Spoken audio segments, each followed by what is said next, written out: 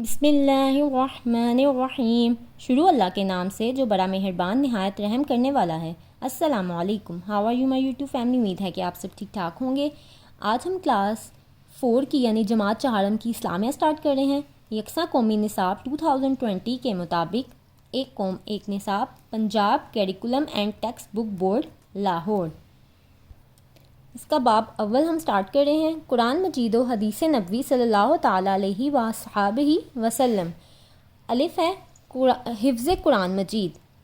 اس میں اب کچھ صورتیں ہیں جس کا تلفظ اچھی طرح سے بچوں کو سکھائیں تاکہ انہیں اچھی طرح سے پڑھنا آئے۔ فرمان مصطفیٰ خاتم النبیین صلی اللہ تعالیٰ علیہ وآلہ وسلم ہے، تم قرآن مجید پڑھو، اس لیے کہ قرآن قیامت کے دن اپنے پڑھنے والوں کے لیے سفارشی بن کر آئے گا۔ یہ صحیح مسلم کی حدیث ہے 1874۔ یہ بچوں کو یاد کروائیں کہ قرآن مجید پڑھنا چاہیے کیونکہ قرآن مجید قیامت والے دن ہماری سفارش کرے گا انشاءاللہ تعالی۔ اب سورۃ ماؤن ہے۔ بسم اللہ الرحمن الرحیم، ارأیت الذی یکذب بالدین فذلک الذی یدعو الیتیم ولا یحض علی طعام المسکین فویل للمصلین الذین هم عن صلاتهم ساہون الذین هم یراءون ویمنعون الماعون۔ صدق اللہ العظیم۔ ہے سورۃ کافرون۔ بسم اللہ الرحمن الرحیم، قل یا ایہا الکافرون لا اعبد ما تعبدون ولا انتم عابدون ما اعبد ولا انا عابد ما عبدتم ولا انتم عابدون ما اعبد لکم دینکم ولی دین۔ سورۃ لہب۔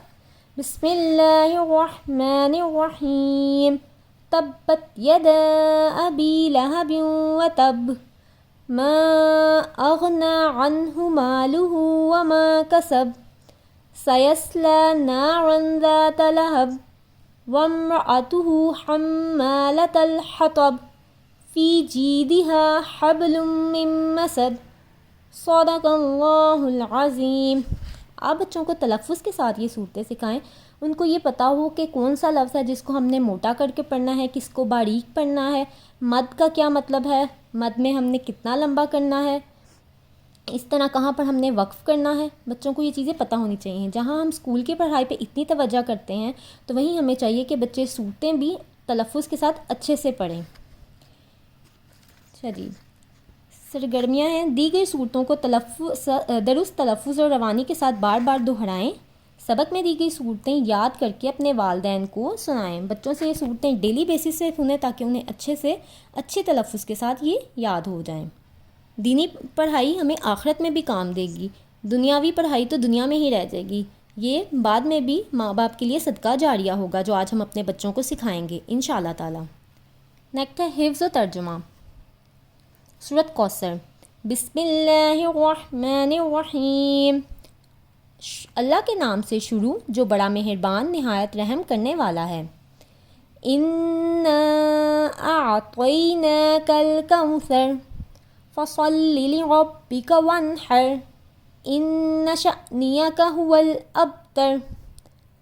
اے نبی خاتم النبیین صلی اللہ تعالیٰ علیہ وصحابہ وسلم، بے شک ہم نے آپ کو کوثر عطا فرمائی تو آپ اپنے رب کے لیے نماز پڑھیں اور قربانی کریں، بے شک آپ کا دشمن ہی بے نسل اور بے نام و نشان رہے گا انشاءاللہ تعالی۔ فرمان مصطفیٰ خاتم النبیین صلی اللہ علیہ وآلہ وسلم ہے، کوثر جنت میں ایک نہر ہے، یعنی کوثر جو ہے وہ جنت میں ایک نہر کا نام ہے، اس کے کنارے سونے کے ہیں، یہ موتیوں اور یاقوت کی نالیوں میں بہتی ہے، اس کا پانی شہد سے میٹھا، دودھ سے زیادہ سفید، برف سے زیادہ ٹھنڈا اور کستوری کی خوشبو سے زیادہ مہک والا ہے۔ سبحان اللہ۔ بچوں کو یہ بتائیں کہ کوثر ایک جنت میں جو نہر ہے اس کا نام ہے، اس کے کنارے سونے کے ہیں تاکہ بچوں میں شوق پیدا ہو پڑھنے کا اور سیکھنے کا۔ نیکسٹ ہے کلمات نماز، وہ کلمات جو ہم نماز میں پڑھتے ہیں۔ نماز کی حالت میں رکوع کے دوران 3 مرتبہ یہ کلمات ادا کریں. یعنی جب ہم رکوع کرتے ہیں نماز میں تو ہم پڑھتے ہیں سبحان ربی العظیم، سبحان ربی العظیم، سبحان ربی العظیم 3 ٹائمز پڑھتے ہیں. اور اس کا ترجمہ ہے پاک ہے میرا پروردگار جو بڑی عظمت والا ہے. رکوع سے اٹھتے ہوئے یہ کلمات ادا کیے جاتے ہیں. نیز کو جو ہم ہینڈ لگاتے ہیں، نیز تک ہینڈ لگاتے ہیں، اس کو رکوع کرنا کہتے ہیں. اور جب رکوع سے اٹھتے ہیں تو پھر ہم کہتے ہیں سمیع اللہ لمن حمدہ. ترجمہ ہے اللہ تعالیٰ نے سن لی اس شخص کی بات جس نے اس کی تعریف بیان کی. قومے کی حالت میں یہ کلمات ادا کیے جاتے ہیں. ربنا لک الحمد. ترجمہ اے ہمارے رب سب تعریفیں آپ کے لیے ہیں.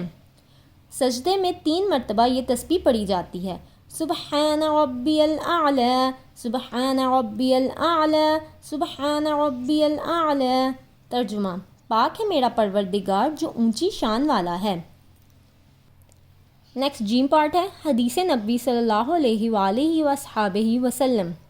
ہمارے پیارے نبی حضرت محمد رسول اللہ خاتم النبیین صلی اللہ تعالیٰ علیہ وسلم نے جو افعال سر انجام دیے، یعنی جو کام کیے، جو باتیں ارشاد فرمائیں اور جو افعال آپ خاتم النبیین صلی اللہ علیہ وآلہ وسلم کے سامنے سر انجام دیے گئے اور آپ خاتم النبیین صلی اللہ علیہ وآلہ وسلم نے ان پر خاموشی کا اظہار فرمایا، ان کو حدیث کہتے ہیں.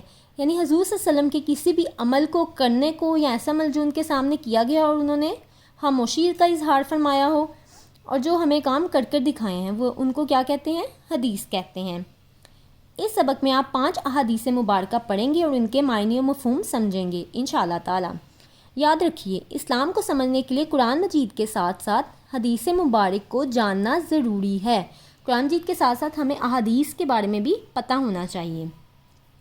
نمبر 1، من لم یشکر الناس لم یشکر اللہ. ترجمہ جو شخص لوگوں کا شکر ادا نہیں کرتا وہ اللہ تعالیٰ کا شکر بھی ادا نہیں کرتا. اس لیے ہمیں چاہیے کہ ہم لوگوں کا بھی شکر ادا کریں، یعنی لوگوں کو بھی تھینکس کہیں، ان کا شکریہ ادا کریں تاکہ اللہ تعالیٰ ہمیں اپنا شکر ادا کرنے کی بھی توفیق عطا کرے. نیکسٹ ہے 2، لا یرحم اللہ من لا یرحم الناس. ترجمہ اللہ تعالیٰ اس پر رحم نہیں فرماتا جو لوگوں پر رحم نہیں کرتا. اس لیے ہمیں لوگوں پر رحم کرنا چاہیے، ان کے ساتھ زیادتی نہیں کرنی چاہیے. خاص طور پر وہ لوگ جو کمزور ہیں، جو نچلے طبقے کے لوگ ہیں، ان کے ساتھ رحم کا معاملہ فرمانا چاہیے. نمبر 3، لا يدخل الجنت قطات. ترجمہ چغل خور جنت میں نہیں جائے گا. اس لیے ہمیں کوشش کرنی چاہیے کہ ہم چغلی سے بچیں. اور چغلی کسے کہتے ہیں؟ کہ کسی کے پیٹھ پیچھے اس کے بارے میں بات کرنا. نمبر 4، ان من احبکم الی احسنکم اخلاقا. ترجمہ تم میں سے وہ شخص میرے نزدیک زیادہ محبوب ہے جو اچھے اخلاق والا ہے. یعنی ہم لوگوں کو اخلاق کو اچھا کرنا ہے، اچھے سے سب کے ساتھ پیش آنا ہے اور اپنے اخلاق کو بہترین بنانا ہے. نمبر 5، لا يدخل الجنت من لا یأمن جارہ بوائقہ. ترجمہ وہ شخص جنت میں نہیں جائے گا جس کا پڑوسی اس کی اذاؤں سے محفوظ نہ رہے. یہ بہت امپورٹنٹ بات ہے کہ ہمیں چاہیے کہ ہم اپنے پڑوسی کا حق ادا کریں. پڑوسیوں کے بھی حقوق ہوتے ہیں. ہم کوئی ایسا کام نہ کریں یا ایسی ہماری کوئی بھی حرکت نہ ہو جس سے ہمارا پڑوسی پریشان ہو، تنگ ہو یا ڈسٹرب ہو. ٹھیک ہے، یہ احادیث کی بکس ہیں، ان کی پکس یہاں پر لگائی ہوئی ہیں. اب یہ ہیں دعائیں جن کو آپ نے زبانی بچوں کو بتانا ہے کہ انہیں یاد کروانی ہے. یہ ڈیلی روٹین میں یوز ہونے والی دعائیں ہیں جن کا بچوں کو یاد ہونا بہت ضروری ہے. اگر ڈیلی بیسس پہ وہ ان کی پریکٹس کریں گے، ڈیلی آپ انہیں پڑھائیں گے، وہ پڑھیں گے تو ابھی سے ان کی روٹین بن جائے گی اور وہ پھر ساری زندگی اس کو پڑھنا نہیں بھولیں گے انشاءاللہ تعالی. ہمارے پیارے نبی حضرت محمد رسول اللہ خاتم النبیین صلی اللہ تعالیٰ علیہ وآلہ وسلم نے ہمیں بہت سی دعائیں سکھائی ہیں. روزمرہ زندگی میں ان دعاؤں کا مانگنا برکت اور حفاظت کا باعث ہے. اگر یہ دعائیں ہم روٹین میں پڑھیں گے تو اس سے برکت بھی ہوگی اور ہماری حفاظت بھی ہوگی انشاءاللہ تعالی. ان دعاؤں کو اپنے روزمرہ کے معمولات کا حصہ بنائیں. فرمان مصطفیٰ خاتم النبیین صلی اللہ علیہ وآلہ وصحابہ وسلم ہے۔ ترجمہ: اللہ تعالیٰ کے نزدیک دعا سے زیادہ کوئی چیز عزیز نہیں ہے۔ اللہ تعالیٰ کو باقی عبادات بھی بہت پسند ہے، لیکن دعا اللہ تعالیٰ کو بہت پسند ہے، اس لیے ہمیں چاہیے کہ ہم دعا مانگا کریں اور ان مسنون دعاؤں کو بھی روٹین سے پڑھا کریں، جیسے سونے کی دعا، اللہم بسمک اموت و احیا۔ ترجمہ: اے اللہ تعالیٰ، تیرے نام کے ساتھ مرتا ہوں اور تیرے نام سے زندہ ہوتا ہوں۔ نیکسٹ ہے جاگنے کی دعا۔ جب ہم سو کر اٹھ جائیں تو ہم نے صبح یہ دعا ضرور پڑھنی ہے انشاءاللہ۔ الحمدللہ الذی احیانا بعدما اماتنا والیہ النشور۔ ترجمہ: تمام تعریفیں اللہ تعالیٰ کے لیے ہیں جس نے ہمیں موت دینے کے بعد زندہ کیا اور ہم نے اسی کی طرف لوٹ کر جانا ہے۔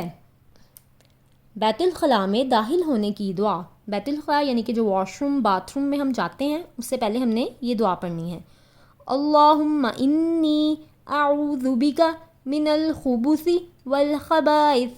ترجمہ: اے اللہ تعالیٰ، میں برے جنات مذکر مونث سے تیری پناہ مانگتا ہوں، کیونکہ بیت الخلاء میں ایسے جنات ہوتے ہیں جو ہمیں نظر نہیں آتے، ہم اپنی آنکھوں سے ان کو نہیں دیکھ سکتے، اس لیے ہم نے ان سے بچنے کے لیے یہ دعا پڑھنی ہے تاکہ اللہ تعالیٰ ہمیں اپنی حفاظت میں رکھے۔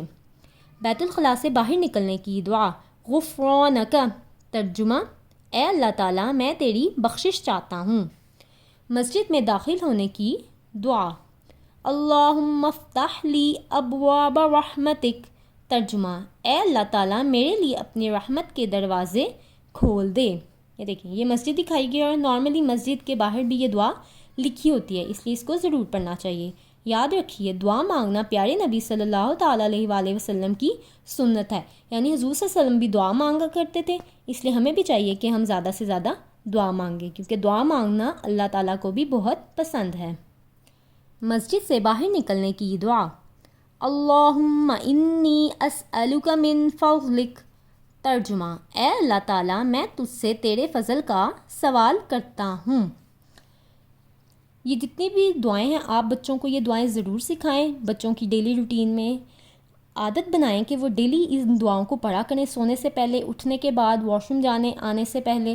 اسی طرح اور بھی چھوٹی چھوٹی بہت سی دعائیں ہیں جن کا بچوں کو یاد ہونا بہت ضروری ہے، یہ نہ صرف دنیا میں بلکہ آخرت میں بھی ہمارے بہت کام آئیں گی انشاءاللہ تعالیٰ۔ اگر آپ کو میری ویڈیو اچھی لگی ہے تو اسے لائک کر دیں، شیئر کر دیں اور میرے چینل کو سبسکرائب کر دیں۔ نیکسٹ ویڈیو میں ملاقات ہوگی، تب تک کے لیے اللہ حافظ۔